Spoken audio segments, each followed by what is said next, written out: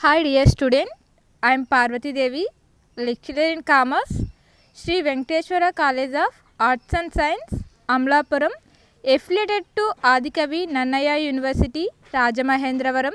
Okay, now we have discussed topic is third year, 6th semester auditing paper. మన first యూనిట్లో వచ్చేసరికి auditing meaning and objectives, importance of auditing గురించి తెలుసుకున్నాం.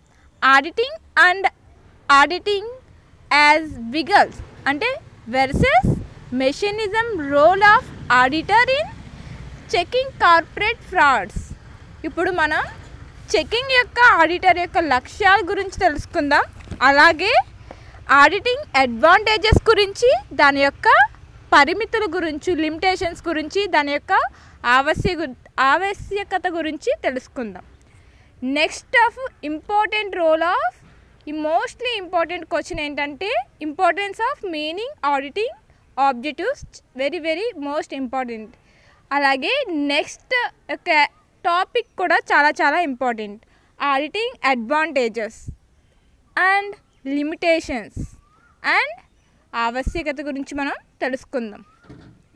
Auditing ప్రయోజనాలను, దానికి గల పరిమితులను చర్చించండి లేదా ఆవశ్యకతలను తెలపండి అన్నాడు. ఆడిటింగ్ అంటే మనం ఆడిటింగ్ అనేది ఒక ఎగ్జాంపుల్ చెప్పుకున్నాం. ఆడిటింగ్ అనేది ఎక్కడ నుంచి ఉద్భవించిందని చెప్పుకున్నాం. ఆడిటింగ్ మీనింగ్ వచ్చేసరికి ఆడిటింగ్ అనేది లాటిన్ పదం నుంచి ఉద్భవించిందని చెప్పుకున్నాం. ఆడిటింగ్ అనేది లాటిన్ పదం నుంచి ఉద్భవించింది. అలాగే క్రీస్తు పూర్వం 15వ శతాబ్దం నుండి అమల్లోకి వచ్చిందని మనం తెలియజేసుకున్నాం. అంటే ఆడిటింగ్ లాటిన్ పదం నుండి వచ్చింది. ఆర్డర్ అంటే వినడం అని అర్థం. పూర్వకాలంలో పుస్తకాలు సరిగ్గా రాయబడినవో లేదో అని తెలుసుకోవడానికి ఒక వ్యక్తిని నియమించేవారని చెప్పుకున్నాం. అలాగే ఈ విధంగా లెక్కలకు సంబంధించి విషయాలు విన్నవారిని ఆడిటర్ అనడం జరిగింది. ఆడిటింగ్ 15వ శతాబ్దం నుండి ప్రారంభమైందని చెప్పవచ్చు. దాని యొక్క నిర్వచనం వచ్చేసరికి ఎలాంటి నిర్వచనాలు ఇవ్వడం జరిగిందంటే ఆర్థిక వ్యవహారాలకు సంబంధించి డెఫినేషన్ వచ్చేసరికి ఆర్థిక వ్యవహారాలకు సంబంధించి వాస్తవాలను, వాటి ఫలితాలను కనుగొని లేదా సరిచూసి నివేదించడానికి వ్యాపారాది సంస్థ పుస్తకాలు రికార్డులను క్రమబద్ధం ప్రకారం చేసే పరిశీలనే ఆడిటింగ్ అని చెప్పుకున్నాం. మౌంట్ కోమరీ ప్రకారం ఇక్కడ ఆడిటర్ యొక్క సెకండ్ డెఫినేషన్ ఏంటంటే పుస్తకాలలో పొందుపరిచిన వ్యవహారాలు సరిగ్గాను సక్రమంగాను ఉన్నాయా లేయని నిర్ధారించుకోవడాన్ని చూసే పుస్తకాలను పరీక్షను ఆడిటర్ అంటారు. ఎల్ఆర్ డిక్స్ ప్రకారం ఈ పరీక్షను ఆడిటర్ అంటారు. ఈ పరీక్షను ఆడిటర్ అనడం జరుగుతుంది. మనం ఆడిటింగ్ యొక్క ప్రయోజనాల గురించి తెలుసుకుందాం. ఆడిటింగ్ యొక్క ప్రయోజనాలు, దాని పరిమితులను చర్చిద్దాం. ఆవశ్యకత గురించి కూడా మనం తెలుసుకుందాం. ఆవశ్యకత అన్నా, ప్రయోజనాలన్నా, పరిమితులు అన్నా ఒకటేనమ్మా. ఇక్కడ ఆర్థిక వ్యవహారాలకు సంబంధించి ఎకనామిక్ యాక్టివిటీస్, ఆర్థిక వ్యవహారాలకు సంబంధించి వాస్తవాలను, వాటి ఫలితాలను కనుగొని లేదా సరిచూచి నివేదించడానికి వ్యాపారాది సంస్థలు పుస్తకాలను, రికార్డులను క్రమపద్ధతి ప్రకారం చేసే పరిశీలనయే ఆడిటింగ్ అనడం జరుగుతుంది. అంటే వ్యాపారాది బిజినెస్ యొక్క కాన్సెప్ట్ ఏంటంటే వ్యాపారాది సంస్థలు ఏవైతే ఉంటాయో, బిజినెస్ ఆర్గనైజేషన్స్ ఏవైతే ఉంటాయో, ఈ బిజినెస్ ఆర్గనైజేషన్స్ రికార్డులను కానీ పుస్తకాలను కానీ ఒక ఆర్డర్ వైజ్లో, ఒక క్రమ పద్ధతిలో ప్రకారం పరిశీలన చేసే, రీసెర్చ్ చేసేదే ఆడిటింగ్ అని చెప్పవచ్చు. ఆడిటింగ్ యొక్క అడ్వాంటేజెస్ ఏంటంటే బిజినెస్ ఆర్గనైజేషన్కి అడ్వాంటేజెస్ ఏంటంటే ప్రయోజనాలు, వ్యాపార సంస్థకు ప్రయోజనాలు. ఇక్కడ 8 పాయింట్స్ కింద డివైడ్ చేయడం జరిగింది. 8 పాయింట్స్ కింద చెప్పవచ్చు. First of all first point వచ్చేసరికి దోషాలను మోసాలను సకాలంలో కనిపెట్టి వాటిని నిర్ధారించుటకు వీలు కలుగుతుంది.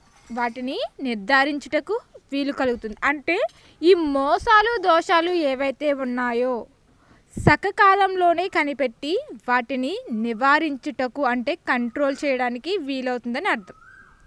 సెకండ్ పాయింట్ ఏం చెప్పడం జరుగుతుందంటే బ్యాంకుల నుండి అప్పులను తీసుకొనుటకు ఆడిటింగ్ చేసిన లెక్కలు సహాయపడతాయి. ఈ బ్యాంకు నుండి ఏవైతే మనం లోన్స్ ప్రొవైడ్ చేస్తారో బ్యాంకులు అనేవి లోన్స్ ఏవైతే ప్రొవైడ్ చేస్తాయో వాటిని అప్పులను తీసుకొనుటకు గాను ఆడిటింగ్ చేసిన లెక్కలు అనేవి సహాయపడడం అనేది జరుగుతుంది. థర్డ్ పాయింట్ వచ్చేసరికి ఆడిట్ చేయించుట వలన సంస్థకు గుడ్విల్ పెరిగి ప్రజలకు నమ్మకం ఏర్పడుతుంది. అంటే గుడ్విల్ ఈజ్ ఏ ఇంటాంజిబుల్ అసెట్గా మనం చెప్పవచ్చు. Goodwill is a intangible asset. ఈ వ్యాపార సంస్థలు ఆడిట్ చేయించుట వలన సంస్థకు గుడ్విల్ పెరిగి ప్రజలకు నమ్మకం ఏర్పడుతుంది. ప్రజలకు నమ్మకం అనేది ఏర్పడడం జరుగుతుంది. ఫోర్త్ పాయింట్ వచ్చేసరికి వ్యాపార సంస్థలను అమ్మదలిచినప్పుడు ఈ వ్యాపార సంస్థలు ఏవైతే ఉంటాయో ఆ సంస్థలను అమ్మదలిచినప్పుడు సంస్థ ఆస్తుల విషయాలను సరిగ్గా లెక్క కట్టుటకు ఆడిట్ చేసిన లెక్కలు సహాయపడతాయి.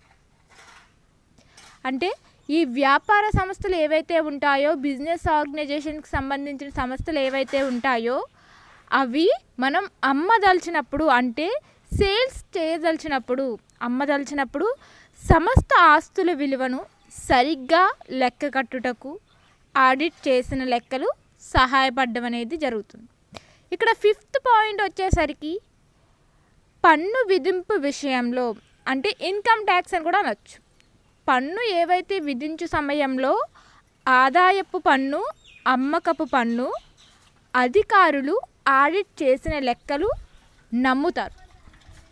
ఇక్కడ పన్ను విధించు విషయంలో ఆదాయపు పన్ను అంటే ఇన్కమ్ ట్యాక్స్ అమ్మకపు పన్ను అధికారులు ఆడిట్ చేసిన లెక్కలను మాత్రమే నమ్ముతారు అని చెప్పడం జరుగుతుంది. ఇక్కడ సిక్స్త్ పాయింట్ వచ్చేసరికి సంస్థ సిబ్బంది నిజాయితీ సమర్థత పెరుగుతుంది. ఇక్కడ సంస్థ సిబ్బంది నిజాయితీ సమర్థత పెరుగుతుంది. ఆడిట్ చేసిన ఖాతాలు తులనాత్మక పరిశీలనకు ఉపయోగపడతాయి. ఆడిట్ చేసిన ఖాతాలు తులనాత్మక పరిశీలనకు ఉపయోగపడడం అనేది జరుగుతుంది. లాస్ట్ పాయింట్ వచ్చేసరికి ఎయిత్ పాయింట్ వచ్చేసరికి సంస్థ లెక్కల పుస్తకాలను ఆర్గనైజేషన్ యొక్క రికార్డులను కావచ్చు వారి యొక్క చిట్టాలు కావచ్చు ఇక్కడ సంస్థ యొక్క లెక్కల పుస్తకాలను ఆడిట్ చేయించడం వలన ఆడిటర్కు సంస్థ యొక్క సాంకేతిక ఆర్థిక అంశాలు కూడా అర్థమవుతాయి. యజమానులకు ప్రయోజనాలు అంటే ప్రిన్సిపల్స్ ఆఫ్ అడ్వాంటేజెస్ అని కూడా అనొచ్చు. ఇక్కడ యజమానులకు ప్రయోజనాలు అనేవి ఎలా చేకూరుతాయంటే దీంట్లో ఫస్ట్ పాయింట్ వచ్చేసరికి సొంత వ్యాపార సంస్థ అయిన ఎడల సోల్ ప్రొపరేటర్షిప్ అంటే సొంత వ్యాపార సంస్థ అని అర్థం. ఇక్కడ సొంత వ్యాపార సంస్థ అయిన ఎడల సంస్థ సిబ్బంది తయారు చేసిన ఖాతా పుస్తకాలు నమ్మదగినవిగా ఉంటాయి. ఇక్కడ నెక్స్ట్ వన్ వచ్చేసరికి partnership. Sole proprietorship and partnership difference between sole proprietorship is a single person. Sole proprietorship is a single person handle the business. Next one, partnership is two or more than persons handle the partnership. భాగస్వామి సంస్థ అయిన ఎడల ఈ క్రింది ప్రయోజనాలు కలుగుతాయి. First one వచ్చేసరికి భాగస్తుల మధ్య తగాదాలను పరిష్కరించుకోవడం. అంటే ఈ partner 2 or more members partners వల్ల వాళ్ళ ఇద్దరి మధ్యన వ్యక్తుల మధ్యన డిస్ట్రిబ్యూట్స్ అనేవి అరేజ్ అవుతూ ఉంటాయి. అంటే గొడవలు కావచ్చు, తగాదాలు కావచ్చు, సమస్యలు కావచ్చు ఏర్పడుతూ ఉంటాయి. భాగస్తుల మధ్య తగాదాలను పరిష్కరించుటకు భాగస్తులు ప్రవేశమును, మరణము, విరమణ సంఘటనలు జరిగినప్పుడు భాగస్తుల ఖాతా పరిస్థితిని తెలుసుకొనుటకు గుడ్విల్ను విలువ కట్టుటకు. నెక్స్ట్ థర్డ్ పాయింట్ వచ్చేసరికి జాయింట్ స్టాక్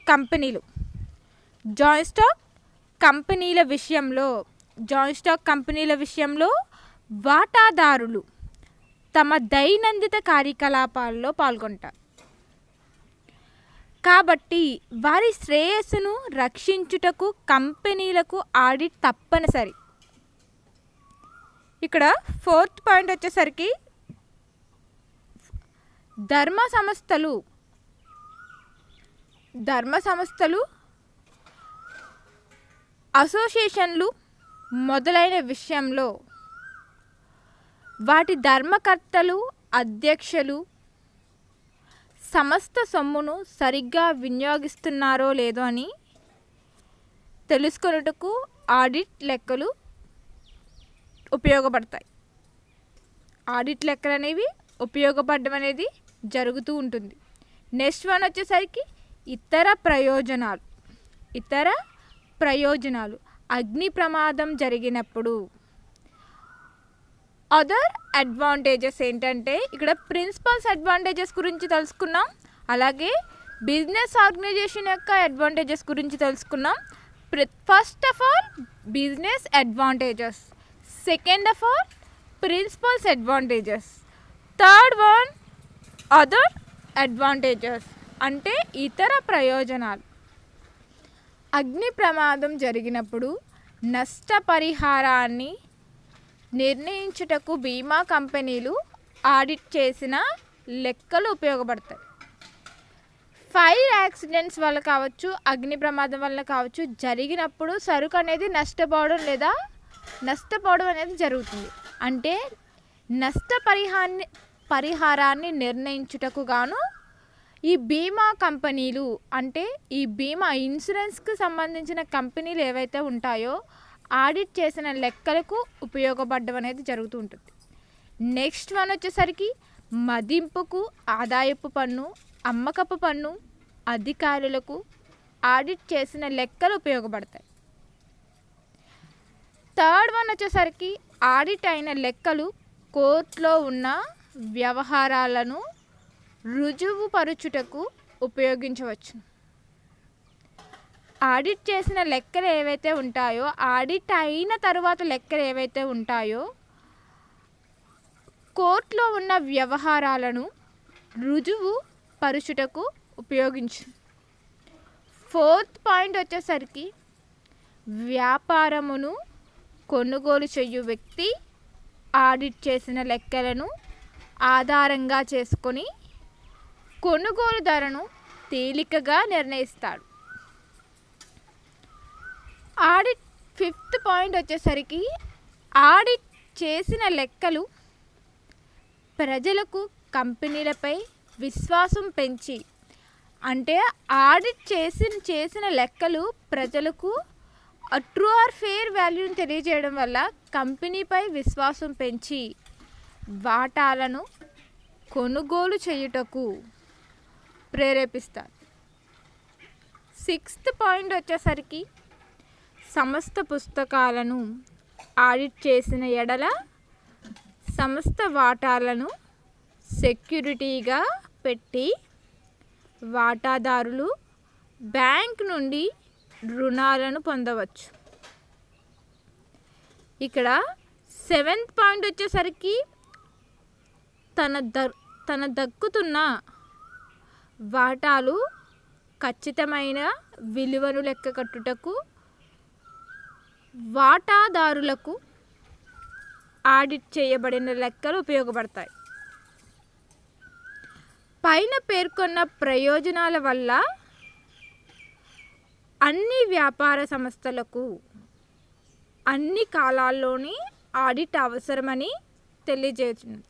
అంటే any organisation, any business, any company, anybody ప్రతి దానికి కూడా ఆడిట్ చేయించుకోవడం వల్ల చాలా ప్రయోజనకరమని, అడ్వాంటేజెస్ ఉన్నాయని చెప్పడం జరుగుతుంది ఆడిట్ చేయించుకోవడం వల్ల. అంటే ఆడిటింగ్ అనేది ఈజ్ చెకింగ్ లేదా తనిఖీ చేయడం, ఏమన్నా మోసాలు కానీ దోషాలు కానీ తప్పులను నివారించడం, మోసాలను కనిపెట్టడం, దాన్ని వెలికి తీయడం, ఇవన్నీ కూడా ఆడిట్కి మాత్రమే సాధ్యమవుతుందని చెప్పవచ్చు.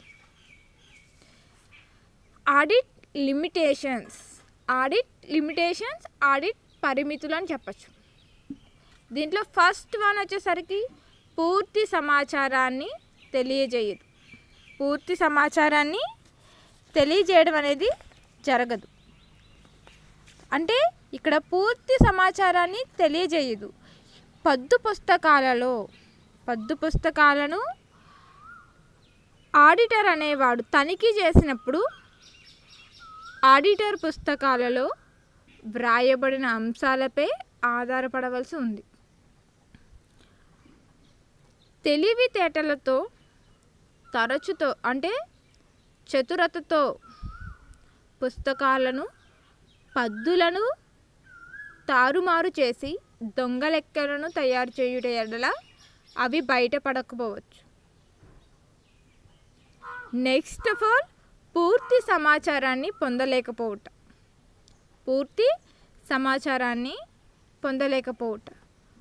పుస్తకాలలో నమోదు చేసిన పద్దులపై అదనపు సమాచారాన్ని కానీ వివరణలను కానీ అవసరమైనప్పుడు ఆడిటర్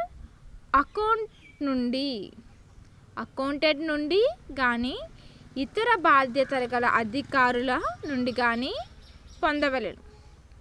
వారు సరైన ఖచ్చితమైన సమాచారాన్ని కానీ వివరణలను కానీ ఇవ్వకపోవచ్చు. ఇతరుల ఇచ్చిన నివేదికలపై ఆధారపడుట. ఆడిటర్ అన్ని రంగాల్లో నిపుణులను అంటే ఆడిటర్ అనేవాడు అన్ని రంగాలలో నిపుణుడు. అంటే ప్రతి రంగంలో కూడా అతను మోస్ట్లీ ఎక్స్పీరియన్స్ పర్సన్ అని చెప్పచ్చు. అంటే సమర్థుడు అని అర్థం. అన్ని రంగాల్లోని అతడు సమర్థుడు. అందువల్ల అనేక విషయాల్లో నిపుణుల సలహాలను పొందవలెను. అనేక విషయాల్లో ఈ నిపుణులు ఎవరైతే ఉంటారో, సమర్థవంతమైన వాళ్ళు ఎవరైతే ఉంటారో, నిపుణులు అంటే అనుభవజ్ఞులైన వాళ్ళని అర్థం, సలహాలను పొందవలెను. మూల్యాంకనం విషయంలో నిపుణుల సర్టిఫికెట్లపై ఆధారపడవలసి ఉంటుంది. అంటే మనం చెల్లించే సాలరీ కావచ్చు, వేజ్ కావచ్చు, ఆర్ ఏదైనా కావచ్చు, మూల్యాంకనం విషయంలో మనం పే చేసే విషయంలో నిపుణులు సర్టిఫికెట్లపై ఆధారపడవలసి ఉంటుంది. ఆ సర్టిఫికెట్లలో పొరపాట్లు ఉన్న ఎడల దానిని ఆధారం చేసుకొని ఆడిటర్ ఇచ్చిన నివేదిక కూడా ఖచ్చితమైనదిగా ఉండదు. దాన్ని ఆధారం చేసుకుని ఆడిటర్ ఇచ్చే నివేదిక కూడా ఖచ్చితమైనదిగా ఉండదు. నెక్స్ట్ ఆఫ్ ఆల్ ఫోర్త్ వచ్చేసరికి ధైర్యము, నైతిక బలము లేకపోవటం. ధైర్యము, నైతిక బలము లేకపోవటం.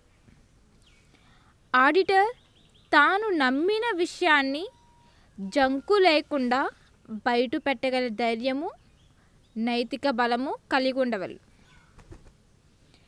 ఇటువంటి లక్షణాలు లోపించిన ఆడిటర్ సమర్పించిన నివేదిక నమ్మదగినదిగా ఉండదు.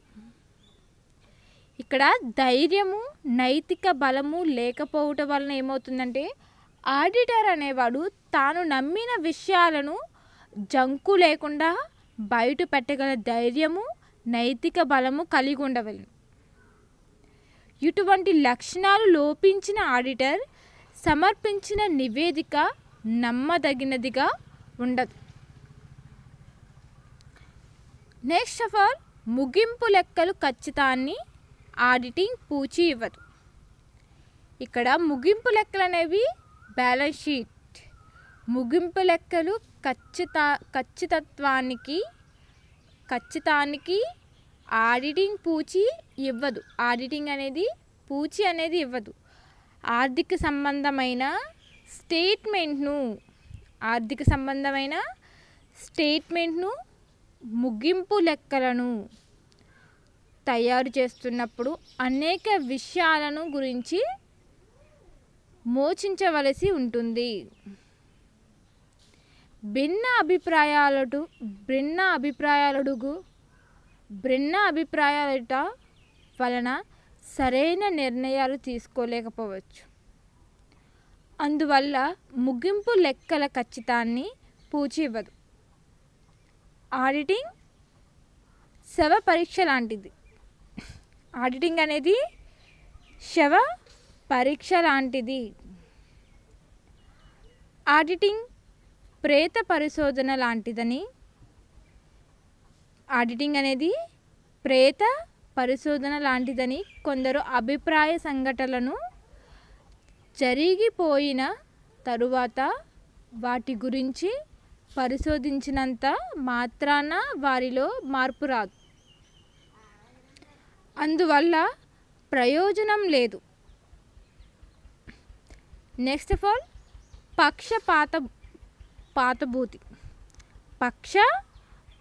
బుద్ధి అంటే పక్షపాత బుద్ధి.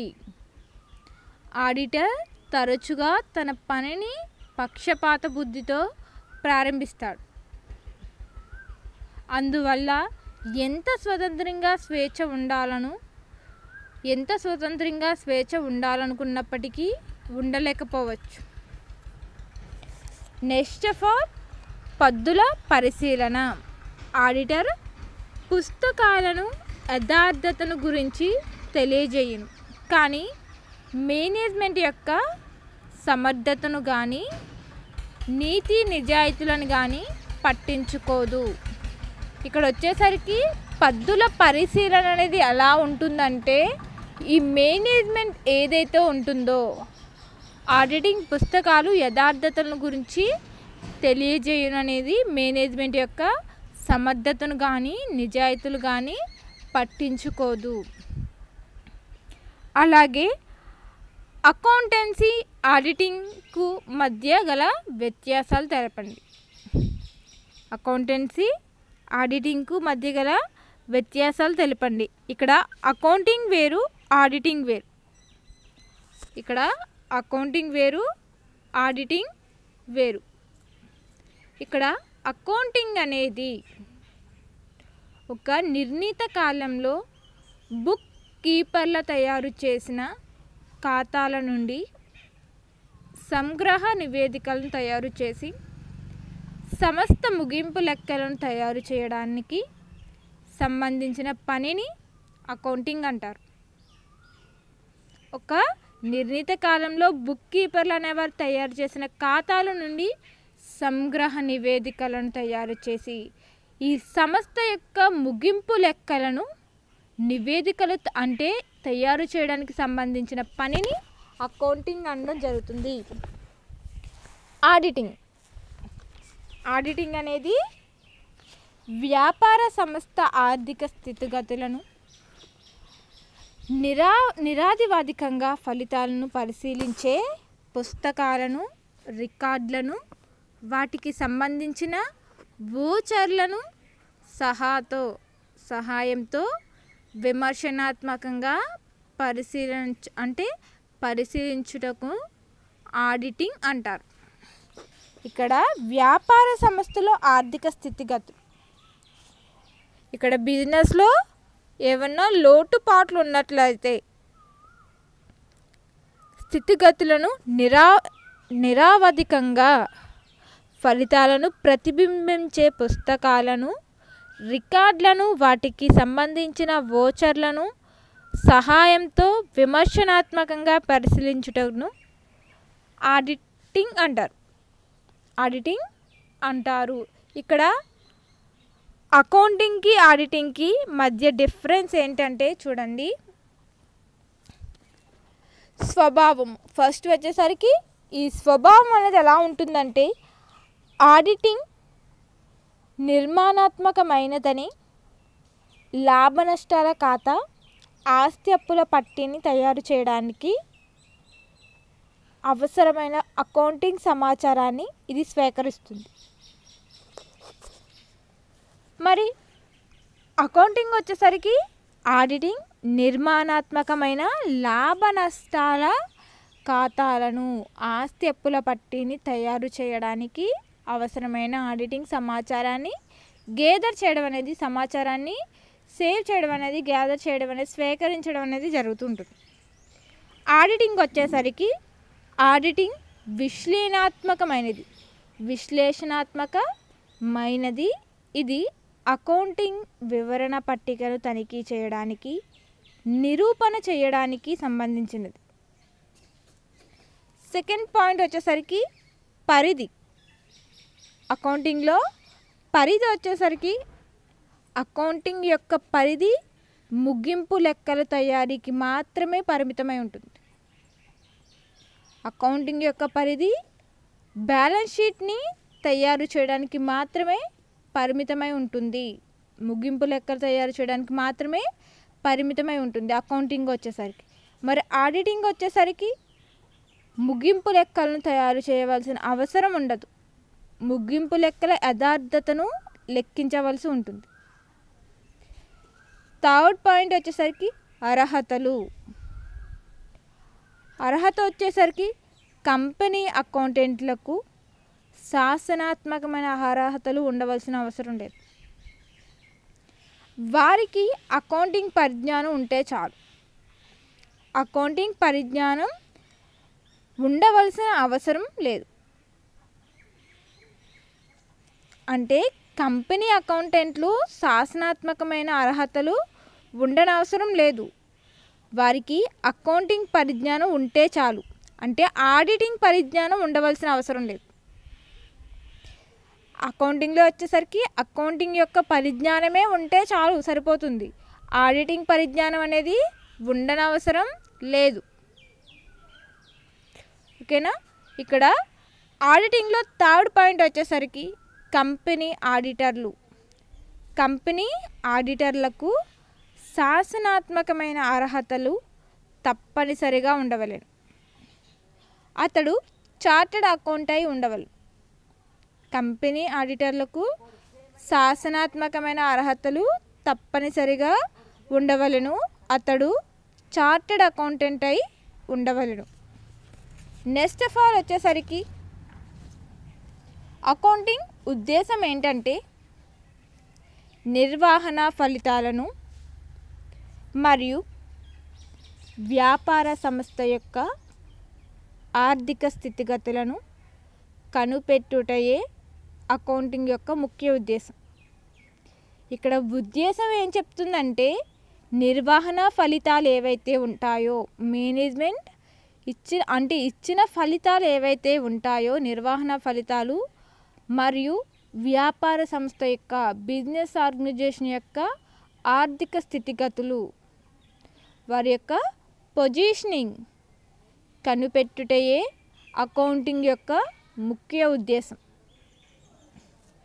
నెక్స్ట్ ఆడిటింగ్ వచ్చేసరికి అకౌంటెంట్లు రాసిన పద్దు పుస్తకాలను విమర్శనాత్మకంగా పరిశీలించి వాటి యథార్థతలను నిరూపించుటయే ఆడిటింగ్ యొక్క ప్రధాన ఉద్దేశం.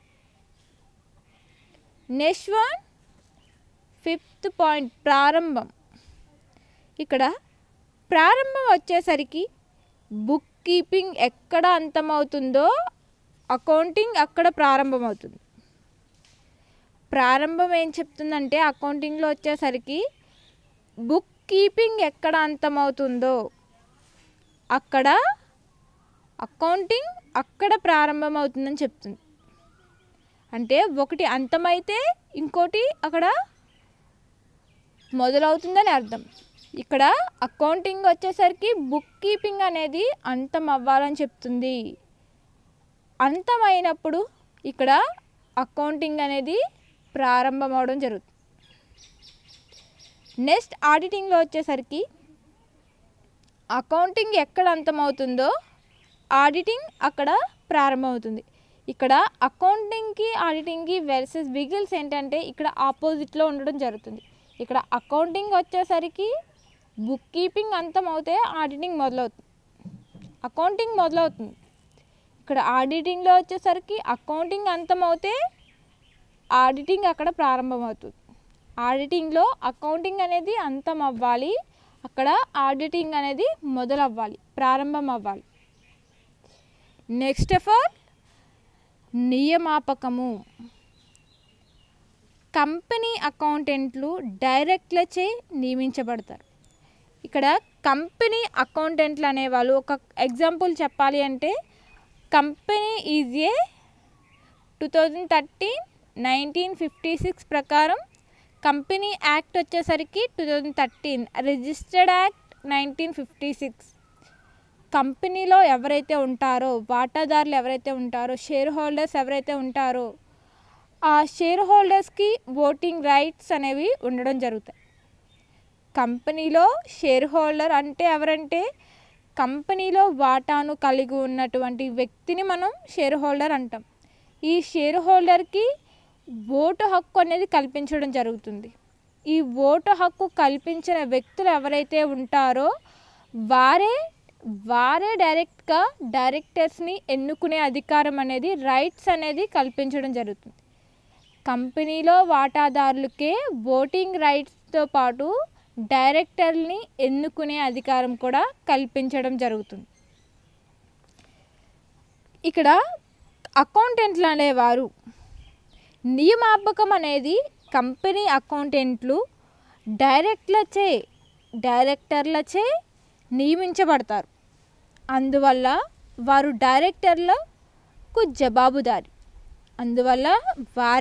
డైరెక్టర్లకు జవాబుదారి.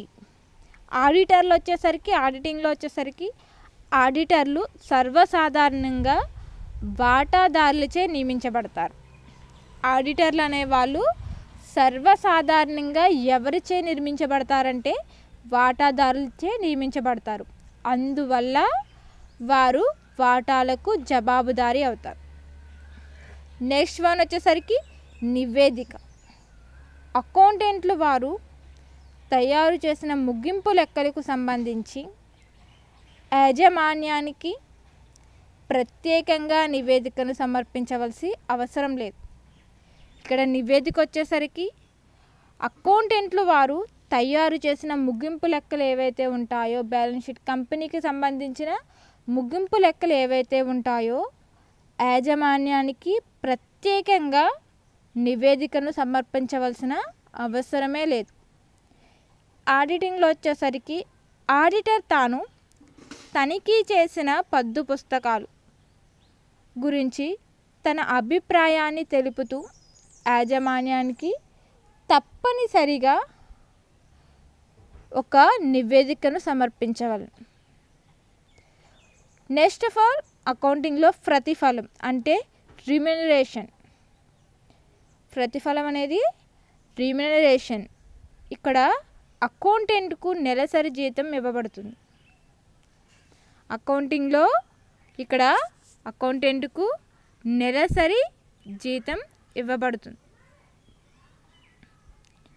నెక్స్ట్ ఆఫ్ ఆల్ క్లయింట్ కుదుర్చుకున్న ఒప్పందం ప్రకారం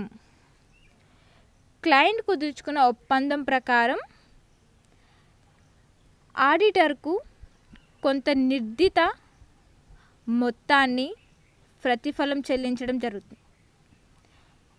క్లయింట్ కుదుర్చుకున్న ఒప్పందం ప్రకారం ఆడిటర్కు కొంత నిర్దిత మొత్తాన్ని ప్రతిఫలంగా చెల్లించడం జరుగుతుంది. నెక్స్ట్ ఆఫ్ ఆల్ హోదా. Prestige issue. హోదా అనేది ప్రెస్టేజ్ ఇష్యూ అని చెప్పవచ్చు. అకౌంటెంట్ వ్యాపార సంస్థలో శాశ్వత ఉద్యోగి. అకౌంటెంట్ అనేవాడు వ్యాపార సంస్థలో శాశ్వత ఉద్యోగి అంటే పర్మనెంట్గా ఉండడం జరుగుతుంది. ఆడిటర్ సంస్థ ఉద్యోగి కాదు, అతడు బయట వ్యక్తి. అంటే ఆడిటర్ అనేవాడు తనిఖీ చేసేవాడు.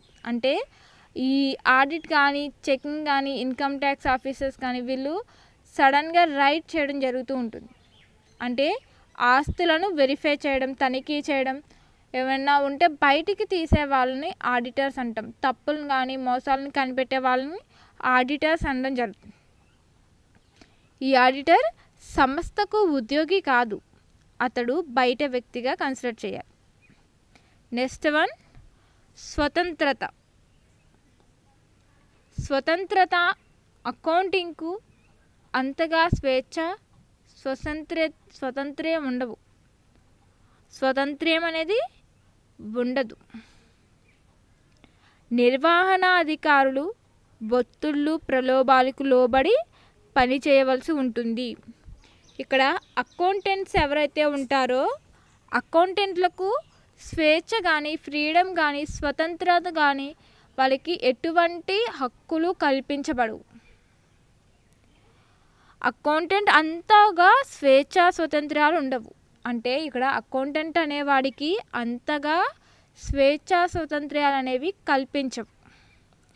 నిర్వహణ అధికారులు ఎవరైతే ఉంటారో మేనేజ్మెంట్కి సంబంధించిన నిర్వహణ అధికారులు ఎవరైతే ఉంటారో వాళ్ళ ఒత్తిళ్లకు ప్రలోభాలకు లోబడి పని చేయవలసి ఉంటుంది. అంటే ఒకరి కింద పని చేయవలసి ఉంటుంది. అంటే వాళ్ళ ఆజ్ఞలకు లోబడి పని చేయవలసి ఉండడం జరుగుతుంది.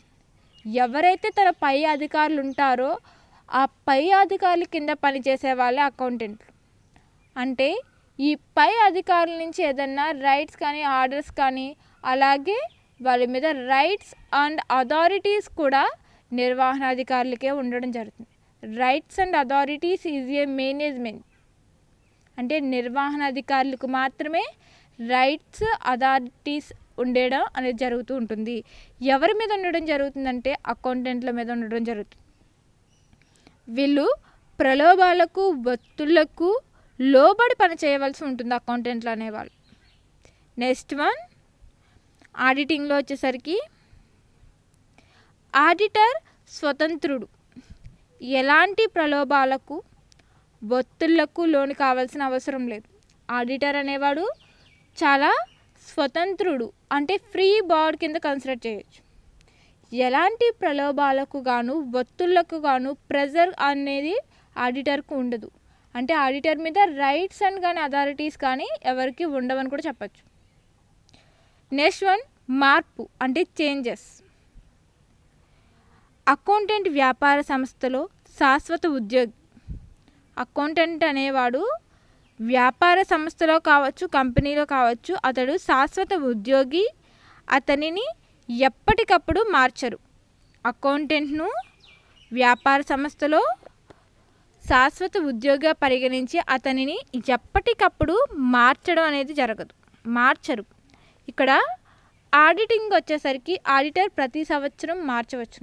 ఆడిటర్ను ప్రతి ఇయర్ కూడా మనం చేంజ్ చేయొచ్చు, అంటే మార్చవచ్చు.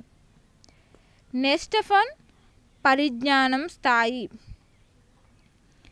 పరిజ్ఞానం స్థాయి అనేది అకౌంటెంట్కు ఆడిట్ టెక్నిక్ ప్రక్రియ మరియు విధానములకు సంబంధించిన పరిజ్ఞానం ఉండవలసిన అవసరం లేదు. పరిజ్ఞాన స్థాయి అనేది అకౌంటెంట్కు ఆడిట్ టెక్నిక్ ప్రక్రియ మరియు విజ్ఞానంకు సంబంధించిన పరిజ్ఞానం ఉండవలసిన అవసరం లేదు. ఆడిటింగ్లో వచ్చేసరికి ఆడిటర్కు అకౌంటింగ్కి ఆడిటింగ్ టెక్నిక్ ఆడిట్ ప్రక్రియ మరియు విధానంకు సంబంధించి పూర్తి పరిజ్ఞానం ఉండవాలి. ఇక్కడ ఆడిటర్కు అకౌంటింగ్కి ఆడిటింగ్ టెక్నిక్ ఆడిటర్ ప్రక్రియ మరియు విధానమునకు సంబంధించిన పూర్తి పరిజ్ఞానం అనేది ఉండవలను. లాస్ట్ వన్ వచ్చేసరికి గడువు. లాస్ట్ టాపిక్ ఇంకా గడువు. అకౌంటింగ్ పని సంవత్సరం పొడుగునా జరుగుతుంది. ఆడిటింగ్ ప్రతి సంవత్సరం చివరి కానీ లేదా సంవత్సరం పొడుగునా జరగవచ్చు. ఆడిటింగ్ ప్రతి సంవత్సరం చివరిగా కానీ లేదా ప్రతి సంవత్సరం జరగవచ్చు. Topic is close. Most important question, auditing versus audit.